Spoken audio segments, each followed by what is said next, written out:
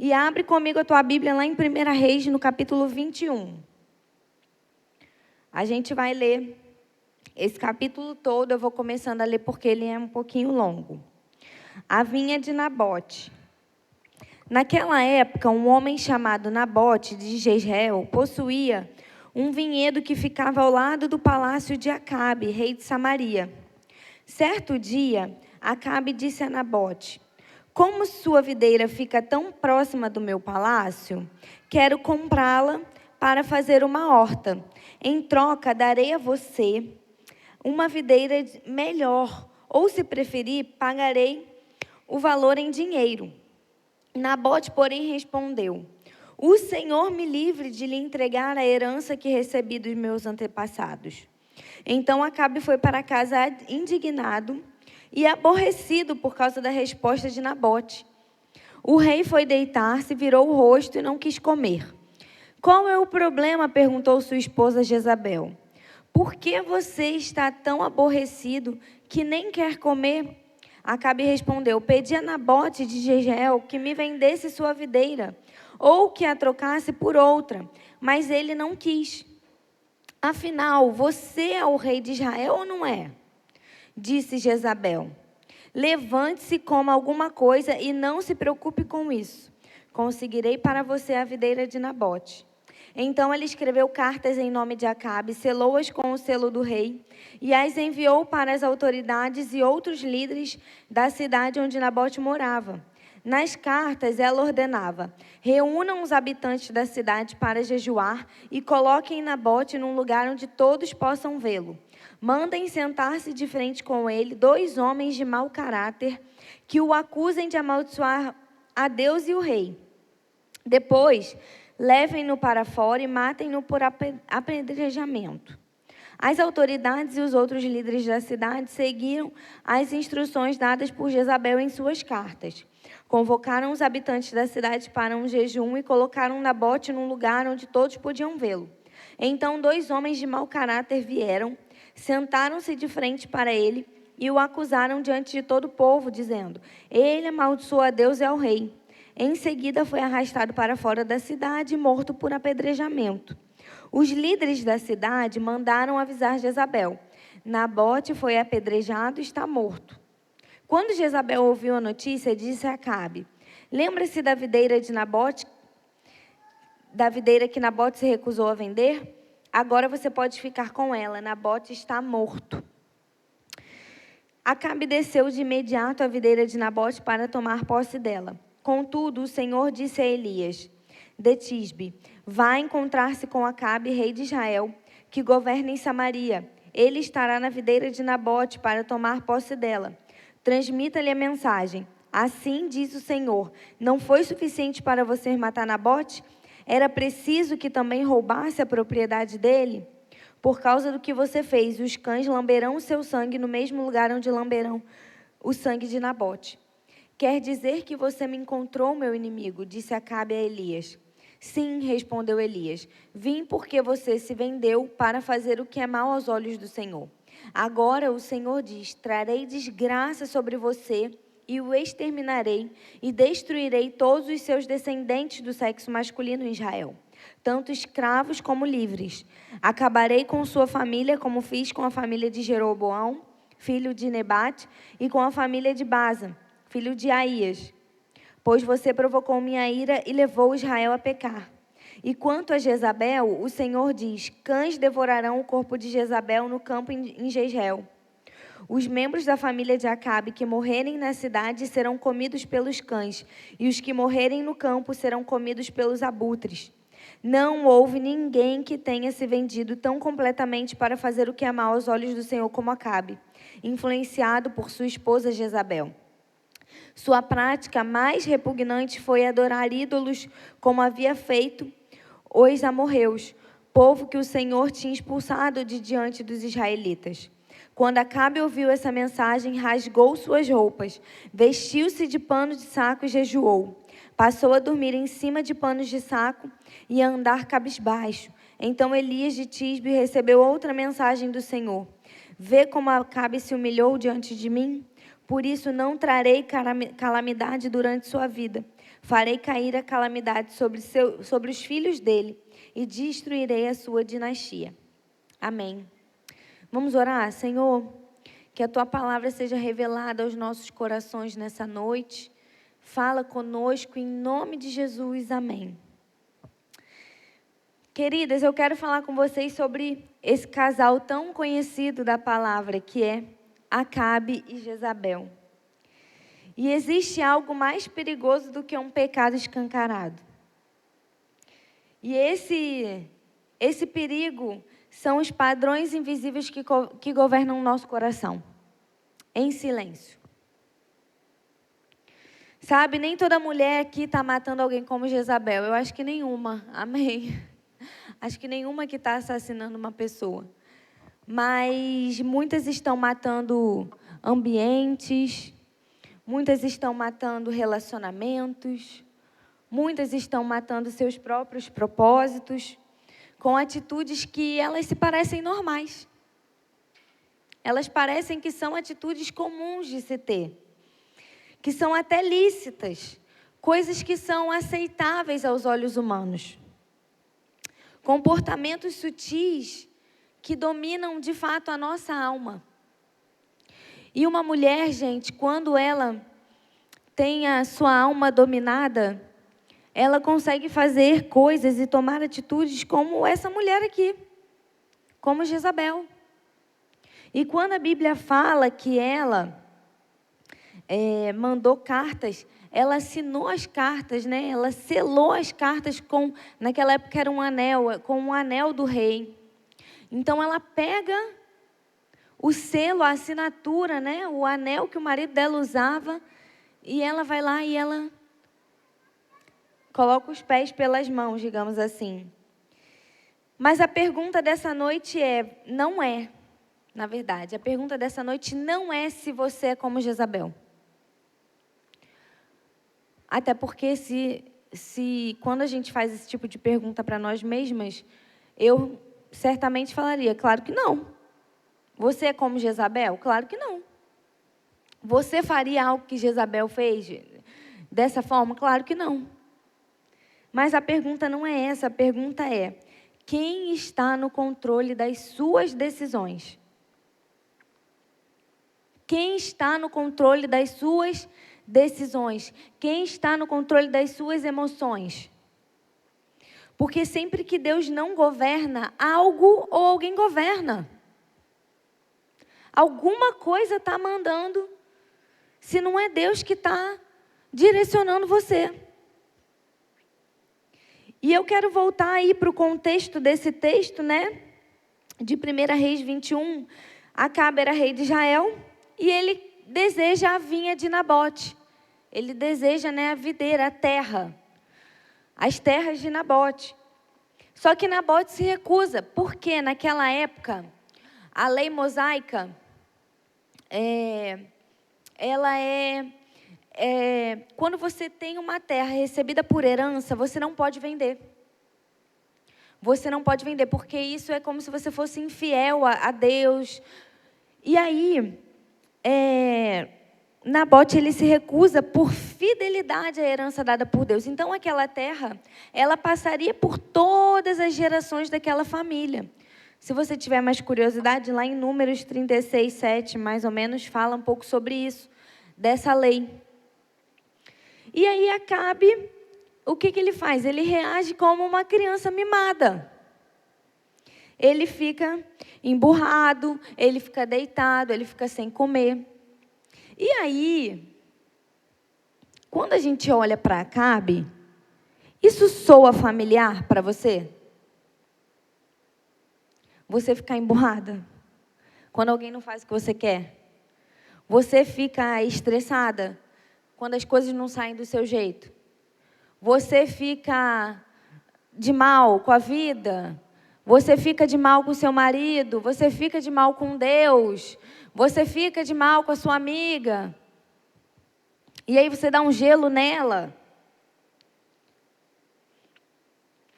E aí entra quem? Jezabel. E ela faz o quê? Ela resolve o problema. Olha que maravilha. Ela resolveu o problema do marido dela. Mas ela resolveu o problema do jeito errado. E o que ela faz, gente? Ela manipula, ela arma um falso testemunho. Para ela manipular toda essa situação, ela pega pessoas de mau caráter para testemunhar contra uma pessoa que, Nabote, que era um homem ali que ele estava certo naquilo que ele estava fazendo. Ele não podia vender aquela terra. E aí, ela arma um falso testemunho e ela manda matar Nabote. E depois ela fala o que para Acabe? Levanta-te e toma posse. Se levanta daí e toma posse. O meu marido fala, ele tem uma palavra que é assim, acabe com Acabe, para homens, né? Claro, glória a Deus. Acabe com Acabe. Se o seu marido não é um homem passivo como Acabe, minha irmã, dê glória a Deus. Você não será uma Jezabel, olha que maravilha. Então, ela vem para o marido dela, olha que humilhação. Para um homem isso é humilhante. A mulher via, olha, se levanta porque eu já resolvi seu problema. E quantas vezes a gente, de uma forma boa e positiva, a gente fala, olha, eu já resolvi para você, olha, eu já fiz para você, olha, eu já estou aqui, ó, já assinei, já mandei fazer isso, aquilo, já comprei, já vendi, de uma forma boa. Só que às vezes a gente está fazendo algo bom do jeito errado. E eu quero que você pense comigo. E o primeiro ponto é, quando o coração não é tratado, o controle muda de mãos. Acabe matou Nabote? Não. Acabe não matou Nabote, mas foi o seu desejo desordenado que abriu essa porta. E aí a pergunta é, quantas de nós temos desejos desordenados, que se não forem atendidos, você fica lá morrendo, você fica lá arrasada, você fica lá em depressão, você fica lá jogada, você fica sofrendo, você fica ansiosa, você fica com um monte de coisa na sua alma, nas suas emoções. Querida, a gente não está falando só de Jezabel. Quantas vezes a gente tem um comportamento igual a Acabe? E sabe o que acontece? Ele queria algo que Deus não deu para ele. Quantas vezes você quer algo que Deus não te deu? Eu não estou falando de você querer terra, terreno, essas coisas não. Eu vou te contar uma história simples. Eu me lembro que quando a gente veio morar aqui, tem 8 anos isso. E aí quando eu vim morar aqui, todo mundo aqui tinha uma bolsa da Luísa Barcelos. Toda mulher aqui tem uma bolsa da Luísa Barcelos. Se você não tem uma bolsa da Luísa Barcelos, você não é capixaba, brincadeira. Mas antigamente era muito, você via muito. E aí eu falei assim, gente, todo mundo tem uma bolsa da Luísa Barcelos. Eu precisava de uma bolsa da Luísa Barcelos? É óbvio que não. É óbvio que não. E aí eu me lembro que, depois de uns 2 anos, 3 anos, eu falei assim, eu me apaixonei por uma bolsa daquela, e eu falei assim, bom, eu não vou pedir para o meu marido, ele não vai poder me dar uma bolsa da Luísa Barcelos, mas o que eu vou fazer? Eu vou comprar no meu cartão, que eu me viro para pagar, e eu vou parcelar em não sei quantas mil vezes, mas eu quero aquela bolsa. Elas tinham lançado uma bolsa numa cor que eu queria aquela bolsa de qualquer jeito. E eu sempre tive um princípio. Eu sempre vivi assim. Se Deus não me autorizar, eu não vou fazer. Se eu não tiver, autorização para comprar uma coisa mínima da parte de Deus relacionado a essas coisas, tá, gente? Também. Eu não vou fazer. Rafa, como é que você tem isso? Gente, toda mulher sabe, você sente no seu espírito. E ali eu cismei com aquela bolsa. E aí eu fui lá e comprei a bolsa. O que aconteceu? Pandemia. Usei a bolsa? Não. A bolsa ficou guardada dentro de casa. Aí já não, eu falei, Senhor, para que eu comprei essa bolsa? E já comecei, a murmurar com a bolsa. Até que um dia o Espírito Santo fala assim para mim, olha, tem coisa que eu não mandei você comprar. Tem coisa que eu não mandei você fazer. E quantas vezes em coisas simples o Espírito Santo fala para a gente não fazer, para a gente não comprar, para a gente não falar, para a gente não ir. E a gente faz o quê? O contrário.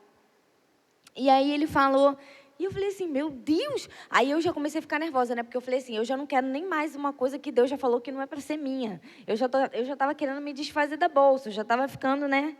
Mas, ao mesmo tempo, eu estava assim, poxa, é a única bolsa. Eu estou apaixonada pela bolsa, ainda nem usei a bolsa porque está na pandemia. E aí, passou uns meses, e eu ali, a bolsa ficou guardada, né? E aí, eu ia viajar. Eu estava indo para a casa da minha mãe, com a Rebeca. Eu estava grávida da Ana, a Rebeca tinha uns 7 meses, eu já estava grávida da Ana. E eu falei assim, vou com a bolsa. Vou com a bolsa, vou usar a bolsa. E aí, peguei a bolsa e sabe aquele negócio assim, que você fica assim, meu Deus, eu estou usando a bolsa, o negócio já estava ficando estranho. Só que eu não queria me desfazer da bolsa, porque eu ainda estava pagando a bolsa. Eu dividi em milhões de vezes a bolsa. E aí eu cheguei lá, no Rio, e eu falei assim, bom, vou sair com a bolsa, né? Vou para a igreja com a bolsa. Fui para a igreja, estava indo para a conferência de mulheres do Rio. E aí, fui com a bolsa, voltei, minha cunhada...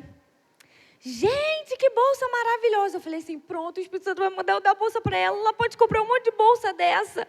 Ela tem dinheiro para comprar, ela usa bolsa de marca. É a única bolsa que eu tenho. O que o Espírito Santo fez? Dá para ela a bolsa. Eu falei assim, meu Deus. Aí eu, né, discretamente falei assim, ai, que bom que você gostou, não sei o quê. Ficou aquele negócio, aquele clima. Aí fui para o meu quarto lá, guardei a bolsa, não dei a bolsa. No dia seguinte, ela... Gente, que bolsa maravilhosa. Eu falei, Senhor, não vou ter paz, eu vou ter que dar essa bolsa para ela. E aí Deus falava assim para mim, dá a bolsa e fala que eu mandei você dar a bolsa. E aí eu peguei, eu falei assim, olha, deixa eu te falar uma coisa, eu não queria nem te constranger com isso, porque eu sei que você pode comprar um monte de bolsa dessa, mas Deus mandou te dar essa bolsa. E ela, sério? Gente, a minha cunhada, ela estava no processo de conversão. Parece, eu não sei se Deus tinha falado alguma coisa com ela sobre isso. É uma história meio complexa, mas assim, ela recebeu aquilo e ela falou assim, Rafa, eu fiquei tão impactada com a situação. E depois ela foi conhecendo mais o Senhor, ela se converteu, graças a Deus se batizou. Hoje ela está na igreja, é uma mulher de Deus, uma serva do Senhor. E aí eu falei para ela, eu falei assim, olha, eu não queria te dar bolsa não, tá? Mas Deus está mandando eu te dar, eu vou me livrar disso. Porque eu já falei que eu não quero nada que Deus não me mandou fazer, não me mandou comprar.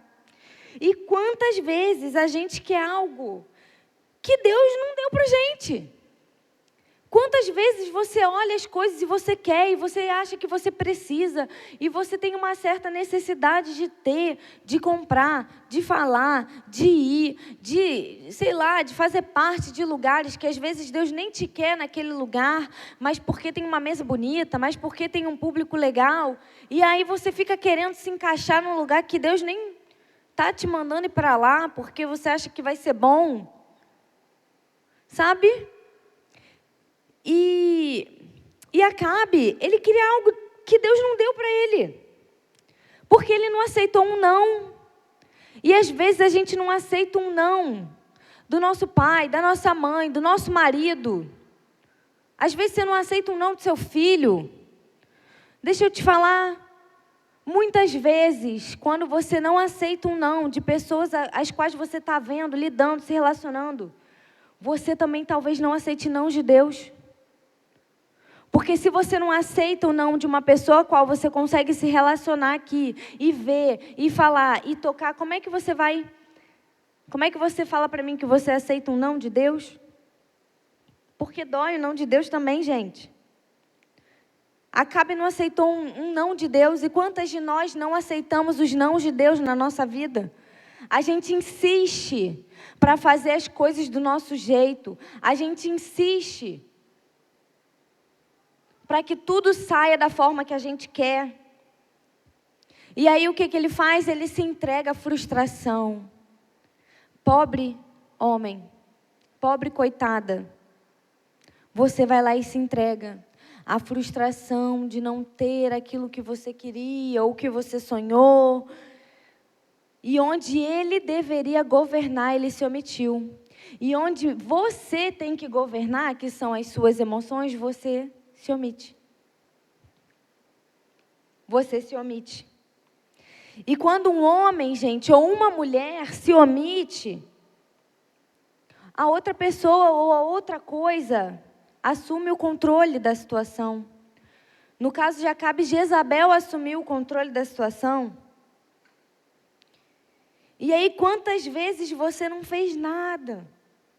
Você nem se movimentou para fazer alguma coisa, mas você permitiu que coisas erradas acontecessem? Quantas vezes você deixa passar despercebido para as coisas saírem do jeito que você quer? Porque se você se posicionar, não vai acontecer do jeito que você quer. E aí a gente negocia coisas que não deveríamos negociar. Porque, afinal, tudo é sobre o que nós queremos. Tudo é sobre o que eu quero, o que eu desejo. Tudo é sobre o que importa para mim. E aí o mundo começa a girar em torno do nosso umbigo, né? E aí Acabe fica em silêncio quando deveria se posicionar. Ele deixa as emoções governarem as suas decisões. Ele fica lá frustrado, jogado. E ele se entrega ao vitimismo ao invés dele buscar a Deus.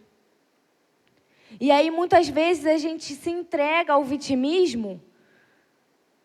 A gente se entrega em situações, em comportamentos, ao invés da gente entregar tudo aquilo que a gente está sentindo para o Senhor.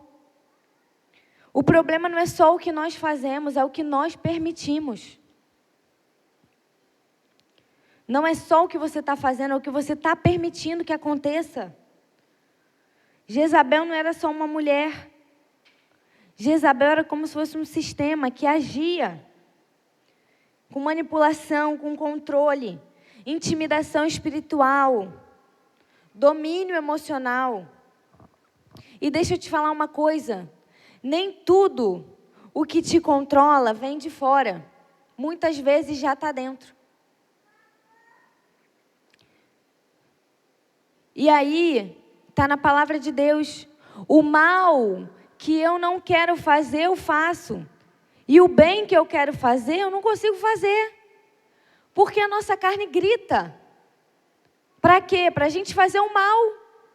Para a gente ir lá e pecar, para a gente ir lá e errar, para a gente ir lá e, sei lá, comprar, para a gente ir lá e mentir, manipular, para a gente ir lá e não pedir perdão. E às vezes isso já está dentro de nós. Mas a pergunta não é se você é como Jezabel, mas se você reproduz esses comportamentos de Acabe e de Jezabel. Quantas vezes nós reproduzimos sem perceber? Jezabel não surge do nada, ela opera em padrões. Vocês já viram Jezabel aparecer gritando? Aí você vai falar assim, então eu sou barraqueira, não sou pareço Jezabel. Não, irmã, não é sobre isso. Jezabel, ela não aparece gritando, ela aparece fazendo o quê? Resolvendo problema. Olha que coisa maravilhosa. Quer coisa melhor do que isso? Mulher que resolve problema? E ela fica ali resolvendo o problema de todo mundo. Mas ela fica ali com um espírito totalmente contrário ao de Deus. Quantas de nós? Mulher adora ficar resolvendo problema. E eu me lembro que eu tinha uma amiga que ela falava assim, a gente tem que ser resolvedoras de problemas, resolvedoras de problemas. Mulher adora resolver problema. Só que você está resolvendo problema como? Ela controla, ela manipula, ela decide no lugar do outro. Às vezes é uma decisão que o seu marido tem que tomar, você vai lá, passa por cima, vai, decide. Às vezes o seu filho tem que fazer alguma coisa, você passa por cima da criança, sei lá, a criança não consegue nem fazer nada, falar nada, porque você está ali, não deixa nem o outro falar, não deixa o outro fazer. E deixa eu te falar uma coisa, em relação a esse tipo de controle. Eu falava assim, Deus, mas esse tipo de controle é um nível muito alto. E aí Deus me trouxe à memória uma situação dentro da minha casa. Eu me lembro que quando a Rebeca e a Ana eram menorzinhas, bebês, né? As duas têm 1 ano de diferença. Eu fiz uma rotina muito acirrada na época. Então, elas tinham aquela rotina e eu não saía daquela rotina. E aí, eu comecei a ficar cansada. E aí, eu não conseguia colocar 2 bebês para dormir. E nessa época, Bruno ia em casa, eu botava a Rebeca para dormir, ele botava a Ana. E ele ia para uma célula, ia fazer alguma outra coisa. Ele só ia em casa me ajudar e elas dormiam muito cedo, 7 horas da noite já estavam dormindo, por causa dessa rotina. E aí, no início, eu entregava a Ana lá para o Bruno, já pronta, de pijama, e eu falava assim, olha, mas ela dorme assim, virada, você tem que botar ela para o lado esquerdo, a cabeça fica perto do cotovelo e não sei o quê. Liga o ruído branco, o ar-condicionado no 22, quando ela dormir no 24, depois você pega, coloca a naninha e a chupeta e não sei o quê. E ele olhava para minha cara e ele, tá bom, tá bom. Não, porque ela só dorme assim comigo. Ela só dorme assim comigo. E ele, não, tá bom, vou fazer isso. Aí eu me lembro que ele saía do quarto, tipo assim, 5 minutos, a menina dormia, ele saía do quarto e falava, não, ela já dormiu? Já dormiu. Falei, não, impossível. Aí eu ficava, né, me controlava, mas eu ia lá na babá eletrônica. A menina de cabeça para baixo, com bumbum para o alto, uma perna saindo pela grade do berço, o rolinho levantado. E aí, o Espírito Santo, ele me traz à memória esse dia. E ele fala, você sabe o que é isso? Controle. E aí a gente acha que não, eu só quero colocar um bebê na rotina. Porque um bebê na rotina é a melhor coisa que tem. Quem é mãe é que sabe do que eu estou falando. E às vezes, a gente se aprisiona dentro dessas coisas e a gente não percebe que a gente começa a controlar todo um ambiente. A gente começa a controlar pessoas, relacionamentos, ambientes. E a gente começa a controlar até o propósito que Deus tem para a nossa vida. Porque a gente começa a pegar da mão de Deus o controle. E falar assim, Senhor, mas deixa que isso aqui eu resolvo, ó. Isso daqui, ó, o Senhor resolve. Isso aqui eu resolvo, isso aqui o Senhor, isso aqui sou eu, isso aqui sou eu, isso aqui é você. E a gente não se dá conta. Por quê? Porque é muito bom. É bom que a gente tenha essa proatividade. Jezabel usa a autoridade de forma ilegal. Jezabel justifica o erro para alcançar um resultado, para pegar a terra. E o que a gente mais faz? O que a gente mais tem mania de fazer? Se justificar. A gente se justifica em cima do outro. Mas deixa eu te falar uma coisa, você pode nunca ter feito algo tão extremo assim. Mas você pode estar reproduzindo o mesmo padrão. Quando você manipula para você conseguir o que você quer, quando você começa a dar seu jeitinho para as coisas saírem da forma que você quer, no horário que você quer, do jeito que você quer, quando você controla situações, quando você começa a controlar as pessoas, quando você começa a querer todo mundo ali dentro daquele cerco, daquele ambiente, quando você não aceita ser contrariada, é muito difícil ser contrariada. E na maioria das vezes a gente não aceita. Quando você força resultados ao invés de confiar em Deus. Quando você força que algo aconteça ao invés de confiar em Deus. E deixa eu te falar outra coisa, isso não é personalidade forte, não. Isso não é personalidade forte. Isso é um coração fora do governo de Deus, na maioria das vezes. Porque não tem personalidade forte que não se dobre ao governo do Senhor. Não tem temperamento colérico, sanguíneo, quente, frio, gelado, que não se dobre ao governo do Espírito Santo. Não tem. Jezabel resolve o problema que Acabe não conseguiu. Olha que maravilha. Ela assume, ela decide, ela manipula todo o cenário, ela floreia. Só que, gente, controle não é força, não é sobre força. É medo. Muitas vezes essas mulheres, elas têm medo. Às vezes você está com medo. E aí esse medo faz tentar parecer segurança. Mulheres que controlam tudo, marido, filhos, casa. No fundo elas têm medo. Até porque, geralmente, você fala assim, se eu não controlar, tudo desmorona. Se eu não fizer, não dá certo. Se eu não fizer, ninguém sabe fazer. O que é isso? Controle, manipulação, medo. O maior engano, justificar o errado por um bom motivo. Jezabel queria resolver o problema do seu marido, ela tinha um motivo. Mas Deus não negocia princípio.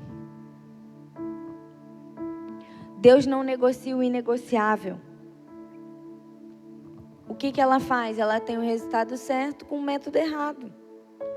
Continua sendo pecado. E aí a gente entra em outra área.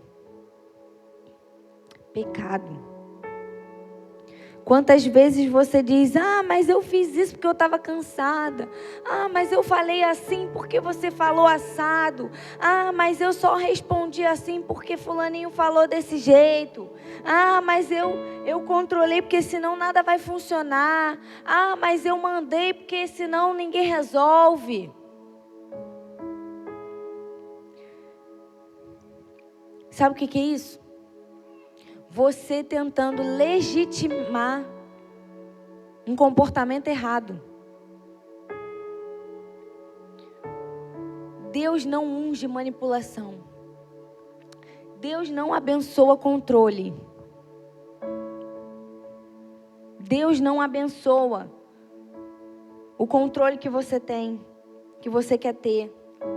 E outra, Deus não sustenta mentira. Porque uma hora, gente, tudo vem à luz. E eu já fico com medo, já falo assim, Senhor, bota a luz das minhas trevas, pelo amor de Deus. Outro dia eu vi um meme lá no Instagram. Tenho até medo de passar mal na igreja, vão falar que eu estou endemoniado. Outro dia estava eu passando mal ali na cafeteria, vomitei um monte, misericórdia. Mas eu estava passando mal, gente. Sabe? Deus não sustenta mentira. Com Deus, o certo é certo e o errado é errado. Ainda que para você possa haver o meio termo. E sabe o que é isso? É uma manipulação silenciosa. Quando você distorce as situações. Quando você induz decisões. Quando você joga no emocional. E mulher sabe fazer isso muito bem. Mulher faz esse tipo de coisa muito bem.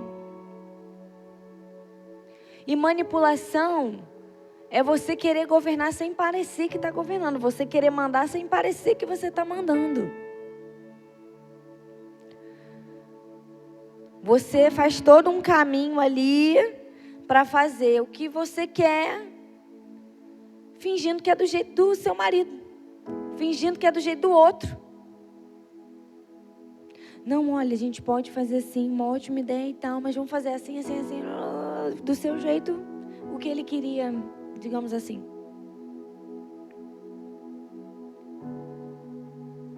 Isso é manipulação. O silêncio de Acabe também é pecado. Sabe por quê? A Bíblia é muito clara. Quando Jezabel fala para ele,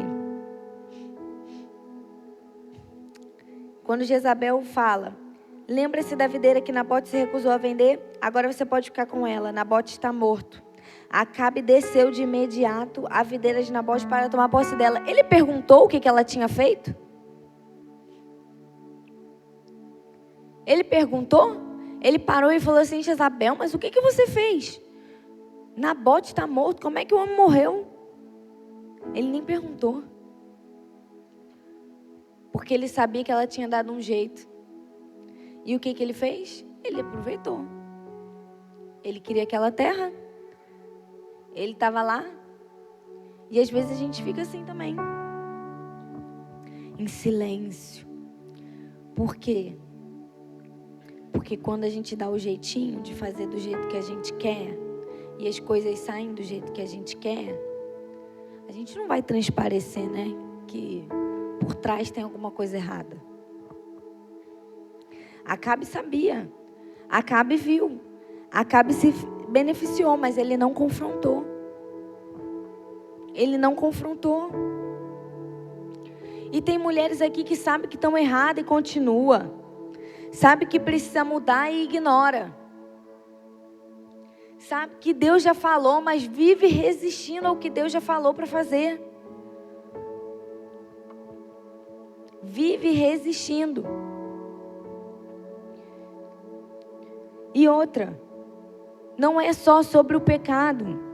É pecando até 2 vezes, porque o silêncio sobre o pecado também é rebeldia.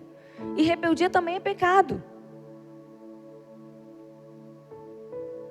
Então, além de você estar escondendo ali, né, em silêncio, disfarçando aquilo que é pecado,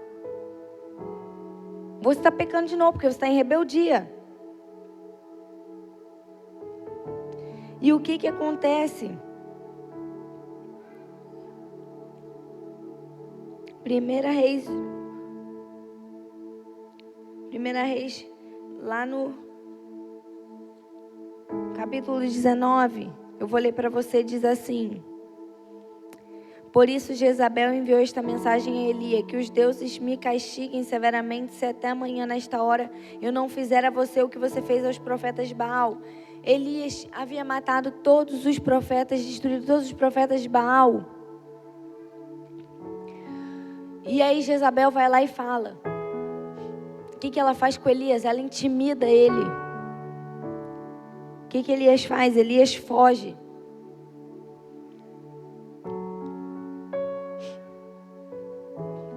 Mulheres que intimidam com palavras. Mulheres que intimidam com silêncio. Mulheres que intimidam com reações. Mulheres que intimidam deixando o ambiente, a casa, um ambiente ruim, um ambiente pesado. Porque não foi feito do jeito que queria. Tem mulher que não precisa nem gritar, gente, que a presença já a oprime. Mas no final, Deus sempre tem uma resposta para cada uma de nós. E Ele sempre confronta o controle humano. E o que Deus faz com Jezabel e com Acabe? Deus levanta Elias. Porque Deus, Ele sempre vai levantar uma voz para confrontar o pecado. O orgulho, o controle, a manipulação, Deus não deixa passar. E sabe por que a consequência vem? Porque o salário do pecado é a morte. E é a morte espiritual. Mas existe um caminho. Existe um caminho para a cura. Existe um caminho para a gente refazer a rota da nossa vida. E esse caminho é o arrependimento.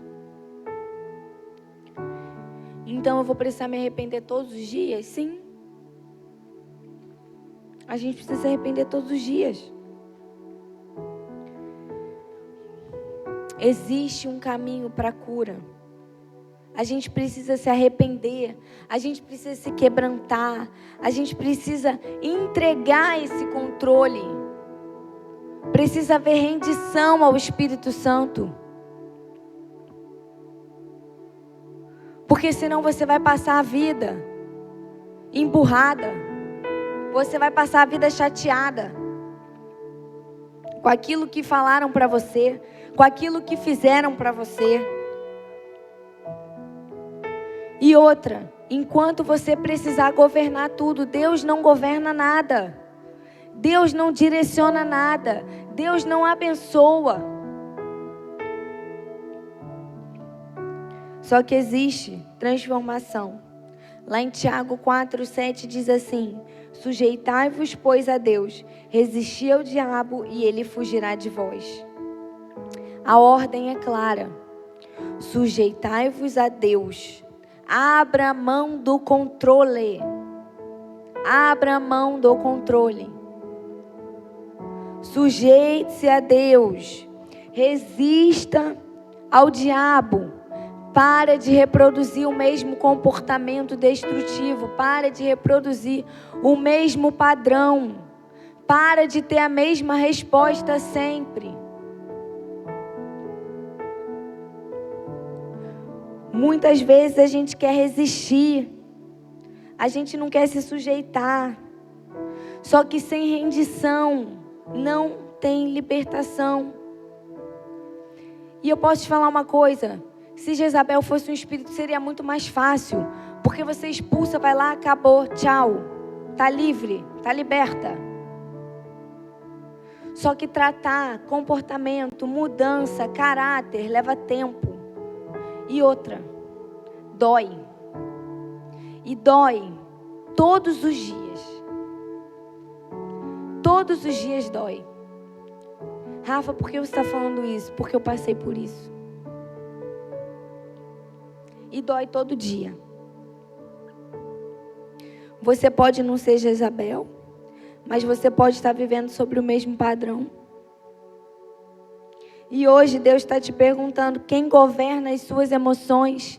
Quem governa as suas decisões? Quem governa as suas reações? Quem governa aquilo que você está fazendo? Quem governa aquilo que você está pensando? Quem governa aquilo que você está falando? Quem governa? Porque onde Deus não governa, o ego governa. Porque onde Deus não governa, o orgulho governa.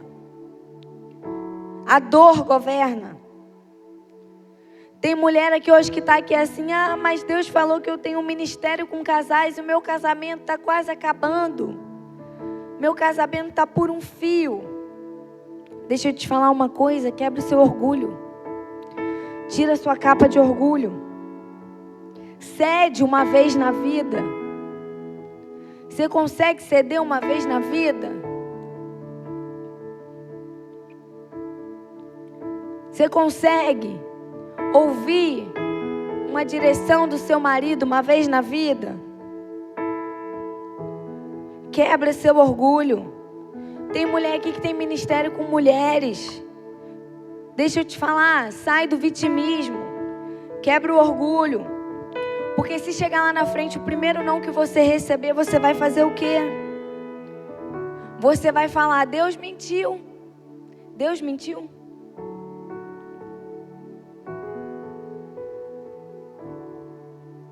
Será que é isso? Deus não coloca ministério grande na mão de gente que vai chegar lá na frente e vai tomar para si. Deus não vai entregar algo grande para você.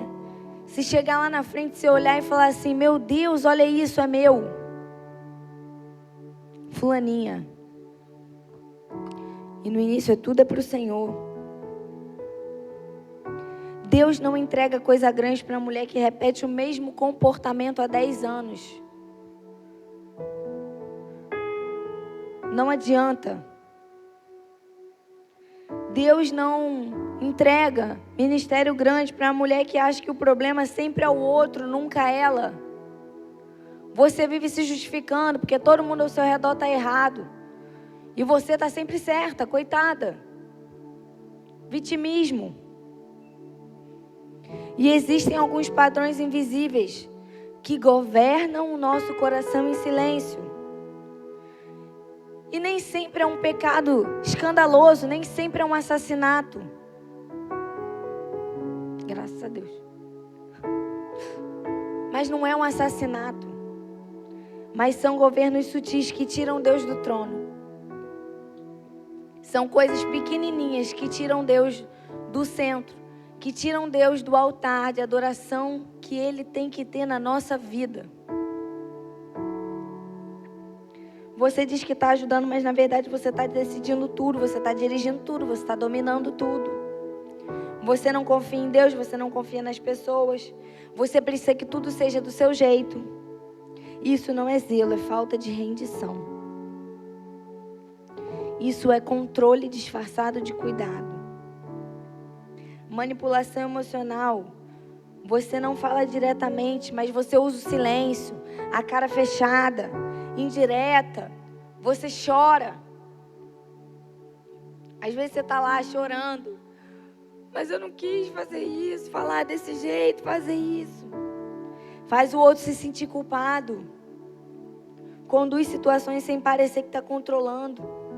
Isso não é sensibilidade. Orgulho. Você acha que está certa sempre. E sabe por que eu estou te falando isso? Porque eu sempre achava que eu estava certa. Porque eu sempre achei que eu era a melhor esposa do mundo para o meu marido.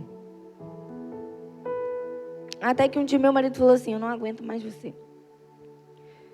Não sei o que eu vou fazer. E eu falei assim: meu Deus, mas eu sou a melhor pessoa do mundo. Mas eu sou a melhor esposa do mundo. Eu ajudo em tudo. Eu faço tudo, eu dou conta de um monte de coisa. Orgulho. Orgulho. E aí eu vivia justificando. E às vezes a pessoa está ali te implorando, te mostrando. E você justificando, e você falando: não, mas não foi bem assim. Mas não é bem assim, mas não é isso. Onde tem orgulho, não tem Deus. Deus não habita no pecado. Vitimização. Tudo acontece com você e nada é responsabilidade sua. Você sempre foi ferida, você sempre foi injustiçada. Sempre alguém errou com você. Você nunca errou com ninguém. Você nunca feriu ninguém. Você nunca foi injusta com ninguém. Enquanto você se vê como vítima, você nunca vai assumir um lugar de transformação. Enquanto você achar que você é vítima das suas amigas, do seu marido, da sociedade, das pessoas, dos seus filhos e etc. Reatividade emocional. Você responde no calor do momento. Você fala sem pensar, você age por impulso. Depois você se arrepende. Quem governa suas reações não é Deus. São as suas emoções. Necessidade de ter razão. Você não quer resolver, você quer vencer. Você não quer chegar num denominador comum. Você discute para provar o ponto que você quer. Você não cede, você não escuta. Gente, isso destrói um relacionamento em silêncio. Pouco a pouco. Em doses homeopáticas. Autossuficiência, você não pede ajuda. Você não se abre, você não depende de ninguém. Nem de Deus.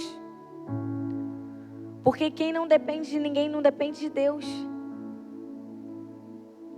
E a gente volta àquilo. Se você não consegue respeitar o seu marido, qual você está vendo, você não consegue respeitar a Deus. Se você não consegue depender de pessoas, você não consegue depender de Deus. Você carrega tudo sozinha. Isso parece que... Isso é uma coisa disfarçada. Isso pode parecer que você é uma mulher forte. Mas você sabe o que é isso? Independência. Independência de Deus. Comparação e inveja. Você olha para outras mulheres, você se mede. Você se sente superior, você se sente inferior. Você compete em silêncio. Você não celebra genuinamente. Isso corrói uma identidade. Ansiedade por controle do futuro. Você precisa saber de tudo, você precisa prever tudo, você precisa garantir tudo. Você não descansa, você não confia. Você vive tentando antecipar Deus o tempo todo. Ansiedade é muitas vezes tentativa de controlar aquilo que só Deus pode fazer, aquilo que só Deus pode governar, aquilo que só Deus pode, de fato, estabelecer na sua vida. Resistência à submissão a Deus. Você até ouve a palavra, mas você seleciona aquilo que você obedece. Você até vem no culto, mas você não consegue colocar em prática nada do que foi falado durante a semana. Você obedece aquilo que é confortável, aquilo que faz sentido. Você resiste no momento de confronto. E isso é o mais perigoso de todos. É uma espiritualidade sem rendição. Você não precisa ser Jezabel para viver como ela. Você só precisa deixar esses padrões, essas coisinhas governarem você.